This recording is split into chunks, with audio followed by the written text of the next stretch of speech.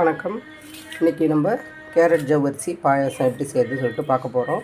அதுக்கு நான் ஒரு முக்கால் கப் அளவுக்கு மாவு ஜவ்வரிசி எடுத்துருக்கேன், 2 கேரட் எடுத்துருக்கேன், தேங்காய் கொஞ்சம் நீல வாக்கில் திருவி வச்சுருக்கேன், திராட்சை, நட்ஸ் என்ன இருக்கோ அதை சேர்த்துக்கோங்க.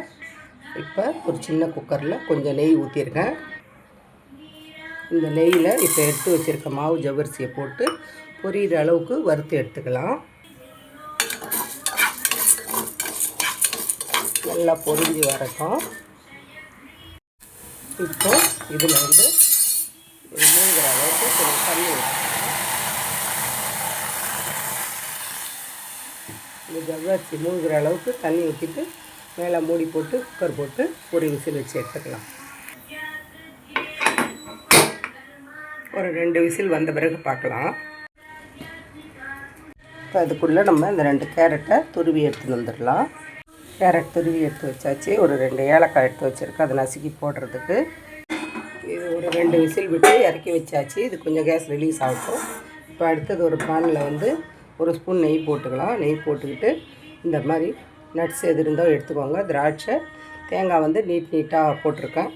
இது எப்படியோ உங்களுடைய சௌரியத்துக்கு தகுந்த மாதிரி போட்டு வறுத்து எடுத்துக்கலாம்.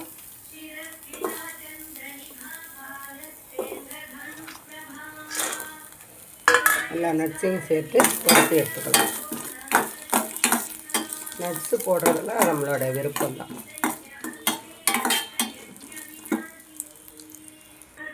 நட்ஸை வந்து கொஞ்சமாக வறுத்து எடுத்துக்கிட்டேன்.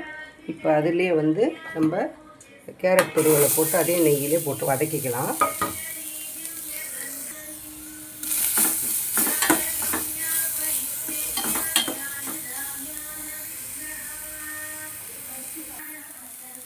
இந்த கேரட் வதங்கின பிறகு நம்ம வேக வச்சு வச்சுருக்க ஜவ்வரிசியை சேர்த்துக்கலாம்.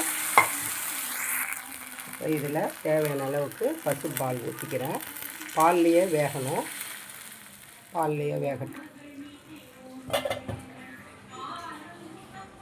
இதுலேயே வந்து கேரட் வதக்கிட்டோம், ஜவ்வரிசி வேக வச்சு எடுத்துருக்கோம். இது நல்லா வேகட்டும். இதில் கொஞ்சமாக நான் ஏலக்காய் நசுக்கி போட்டிருக்கேன், ஒரு சிட்டிகை உப்பு போட்டிருக்கேன். தேவையான அளவுக்கு இனிப்புக்கு தகுந்த ஒரு 2 கரண்டி அளவுக்கு சர்க்கரை சேர்க்குறேன். அவங்கவுங்க இனிப்புக்கு தகுந்த மாதிரி சர்க்கரை சேர்த்துக்கலாம்.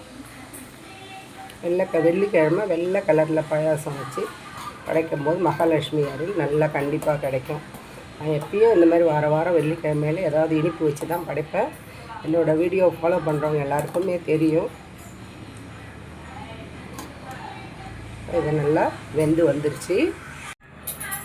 இப்போது நம்ம வறுத்து வச்சுருக்க இந்த தேங்காய், பாதாம், பிஸ்தா எல்லாத்தையும் போட்டு ஒரு கலந்துட்டு ஸ்டவ் ஆஃப் பண்ணிடலாம். அவ்வளோதான், எடுத்து சர்வ் பண்ண வேண்டியது தான். அவ்வளோதான், நம்மளுடைய கேரட் ஜவ்வரிசி பாயாசம் ரெடி ஆகிடுச்சு. கண்டிப்பாக இந்த பதிவு உங்களுக்கு எல்லாருக்கும் பிடிச்சிருக்கும்னு நினைக்கிறேன். பிடிச்சிருந்துச்சின்னா லைக் பண்ணுங்கள், ஷேர் பண்ணுங்கள். கதம்பம் 2.0 சப்ஸ்கிரைப் பண்ணுங்கள். பக்கத்தில் இருக்க பெல்லைக்கான அழுத்துங்க. வாழ்க வளமுடன், நாளும் நலமுடன்.